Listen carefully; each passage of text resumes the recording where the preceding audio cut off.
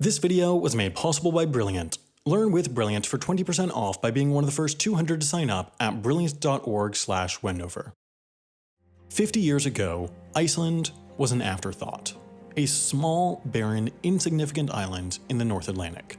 It had little money, little power, and a tiny population. Its economy was primarily dependent on fishing. The country sits in an area with plentiful supplies of desirable species of fish, and the capture and processing of this resource proved a stable source of employment for the country's small population, but it was not a sector that could push the country onto the world stage.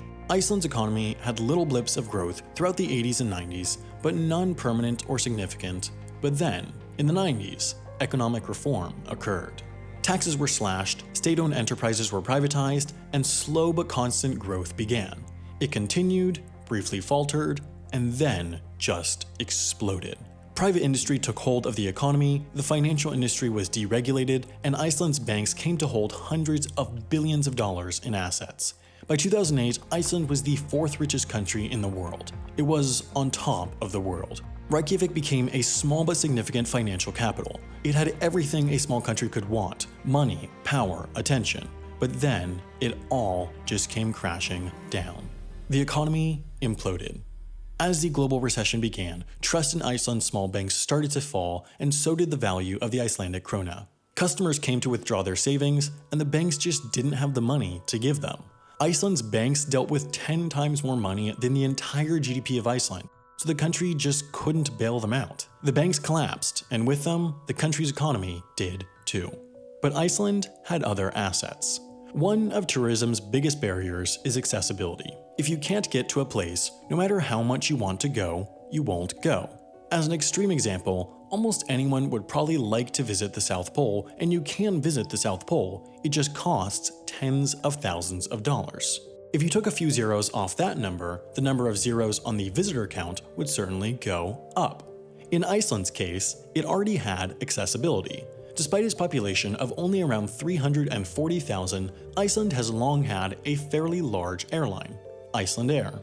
You see, in the 1950s, international airline travel was all heavily regulated, with most prices fixed by IATA, so airlines had little ability to compete on price. While a route like New York to London nonstop would be IATA regulated, a connecting itinerary from New York to Reykjavik to Luxembourg, on the other hand, would not be IATA regulated as it was a connecting itinerary, so this is what Icelandair flew. With this, they could undercut other airlines' fares by hundreds of dollars.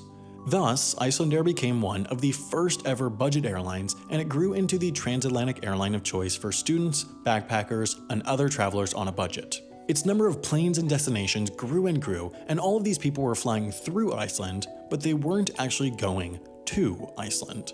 By 2005, more than 2 million passengers were flying through Keflavik Airport, Icelandair's hub, annually, despite only 370,000 of those actually visiting Iceland. Of course, the other asset Iceland has are things people want to see: unspoiled, unbridled, natural beauty. It is one of the most spectacular and unique natural environments in the world, and it's only a 2-hour flight away from the UK. Now, there was just one more thing Iceland needed in its tourism recipe: affordability. With the 2008 financial crisis and banking industry collapse, the Icelandic Krona too collapsed. From the beginning to end of 2008, its value against the US dollar halved, with a similar story against the euro. Of course, that meant that those using the dollar and euro, Americans and Europeans, could buy more for less in Iceland. So, Iceland had accessibility, it had affordability, it had sights people wanted to see, it had all the fuel for a tourism explosion, it just needed ignition. In a way, the very event that collapsed the Icelandic economy initiated the start of its revitalization. The Icelandic banking collapse made world headlines and placed Iceland on the map. Then, in 2010, 2 years after the economic crash, Iceland made even bigger headlines with the volcanic eruption of Eyjafjallajökull. The ash cloud that ensued drifted over Europe, preventing almost all flights from operating for a period of 6.5 days. All in all, over 100,000 flights were cancelled because of Iceland's ash cloud, but because of that, reporters from all around the world descended on Iceland, broadcasting images of the nation's volcanoes into the homes of millions. It was free, worldwide advertisement for Iceland's natural beauty. A few years after that, Iceland became the smallest nation ever to qualify for a major tournament as its national football team competed in the Euro 2016 tournament. The team lost but received significant attention for its qualification, and then it ultimately qualified and competed in the 2018 World Cup. With these three events, Iceland was now known, its tourism industry had ignition, and word spread fast. It became the tourism destination of the 2010s, especially for Europeans and Americans. Iceland hit double-digit tourism growth year over year, year after year. They had their first year with 1 million visitors, and then only 2 years after that, they had their first year with 2 million. Tourists just would not stop coming. New hotels opened every month, new rentals opened every day. Iceland's roads carried a non-stop procession of camper vans. New routes were opening to Keflavik Airport faster than they could build gates. Icelandair was adding new destinations left and right. Soon enough, you could get to Iceland non-stop from more than 50 cities worldwide. A second Icelandic airline, WOW Air, opened up and was soon too flying thousands of people into Iceland each day. Iceland had real, considerable GDP growth, topping out at over 7% annually, almost unheard of for a wealthy nation. Now, taking a step back, worldwide, the tourism industry is absolutely enormous. $1.6 trillion was spent on international tourism alone in 2017. Capturing a part of this industry is a viable strategy for economic development. Some countries grow off manufacturing, some off mining, and some off tourism. Now, in the past century, there are so many stories of countries that went from nothing to something in an instant thanks to oil. All of these countries, though, know that oil is finite and that they need to use the wealth that oil generates to develop new industries if they want to survive as wealthy nations in a post-oil economy. The UAE, for example, is one of the better diversified oil economies. Oil revenues have gone from accounting for 90% of the country's GDP in the 70s to around 25% today. A lot of this growth in non-oil industries came from an aggressive pursuit of foreign direct investment to become the definitive business hub for the Middle East, but an industry that played no small part is that of tourism. 21 million people visited the UAE in 2018. Quite impressive for a country physically smaller than Iceland, and even more impressive considering that the number was only 12 million in 2012. As a country with fewer natural tourism assets than Iceland, the UAE government has put a lot of focus into crafting Dubai into the entertainment capital of the Middle East to draw these tourists in. As a result of these efforts, economically, the UAE has gone from nothing to an unstable, oil-based something to a diversified something that will likely survive a future without oil. Other nearby oil-dependent economies are paying attention to the UAE's path. Saudi Arabia, Bahrain, Qatar, and Oman have all each also indicated their intention to grow tourism to be a sizable element of their post-oil economies. This is part of the reason, mimicking Emirates and the UAE, that these neighbors have devoted vast sums of money into developing and improving their state-owned airlines: Saudia, Gulf Air, Qatar Airways, and Oman Air. Mimicking the story of Iceland even further, Qatar has already established itself as a major connecting airline hub thanks to its advantageous geographic position, and is using this to introduce more and more people to the country itself in the lead up to the 2022 Qatar World Cup. But tourism has its limitations. It can do a great job of pushing up those indicators, but not all economic growth is created equal. For one, tourism is a service industry, and these jobs are low wage. Clearly, most people who were working as banking executives in Iceland's collapsed finance industry are not going to start working in hotels. As such a high-wage country, Icelanders are just a bit too expensive for many of the jobs in the tourism industry. As a result, Iceland opened its borders slightly, and 32% of those now working in its tourism industry are foreigners, many from lower-wage countries. Tellingly, 37% of staff in Icelandic hotels are Polish, while only 24% are Icelandic. Of course, Iceland has absolutely no problem with unemployment right now, which is mostly a good thing, but the labor that's in demand is low-paid with limited upward potential. Nobody's making their millions manning front desks.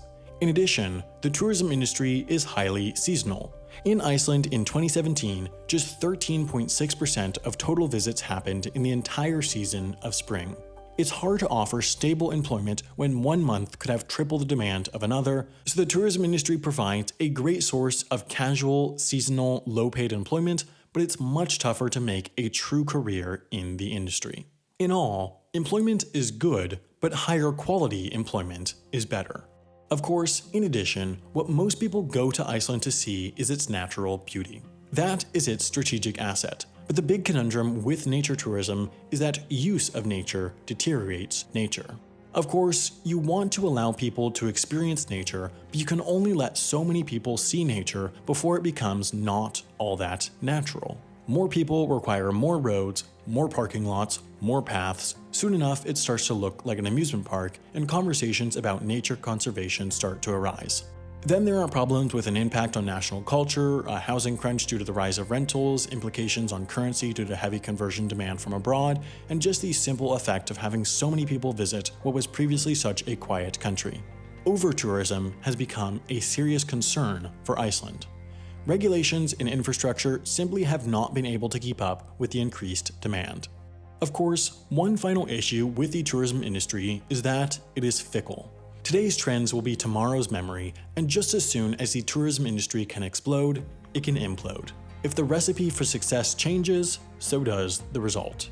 In 2017, 1/3 of all passengers flying to, from, or through Keflavik Airport, Iceland's largest, flew on WOW Air, Iceland's #2 airline.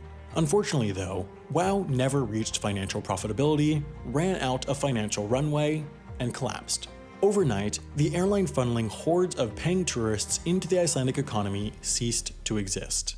Now, WOW Air was not a large airline. In its final days, it only had 10 planes. But to a country as small as Iceland, those 10 planes made a difference. The Icelandic economy was estimated by the Icelandic Central Bank to grow 1.8% in 2019, but since WOW Air's collapse, that figure has been revised to estimate a shrinkage of 0.4%. The year was also supposed to end with unemployment of 3.1%, but now that figure is estimated to be 3.9%. Perhaps more worryingly though, 2018 ended with something Iceland had not seen in quite a while on its visitor statistics: a negative. The number of visitors to Icelandic airports in December 2018 shrunk by 1% relative to December 2017, and that was before WOW Air's collapse. And then January came, down 6.6%, February down 6%, March down 13.1%, and April down 26.4% compared to the April before. The Icelandic economy is once again changing as its unstoppable tourist invasion is coming to a stop. Now, nobody's entirely sure what's causing this drop.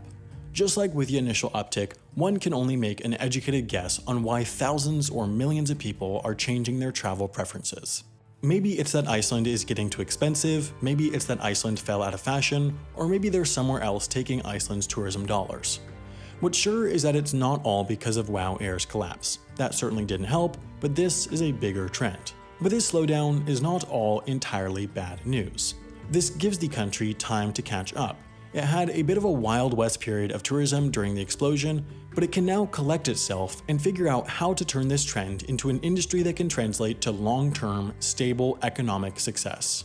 Thanks to Iceland's small size, its economy is small and nimble. They've proven in the past that they can completely reinvent themselves even within a decade, and perhaps this is just the start of revolution number 3.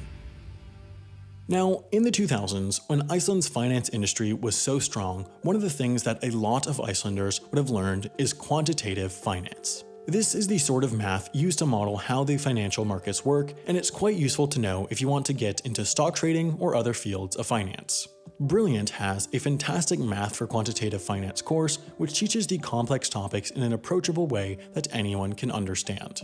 This, in fact, is Brilliant's specialty: making the complex approachable by teaching the intuitive principles behind a concept. If quantitative finance isn't your thing, Brilliant has dozens of high-quality courses on everything from logic to computational biology. One new feature is that, with the mobile apps, you can now download Brilliant courses to take on the go whenever you have time. Best of all, by being one of the first 200 to sign up at brilliant.org/Wendover, you will get 20% off their annual premium subscription.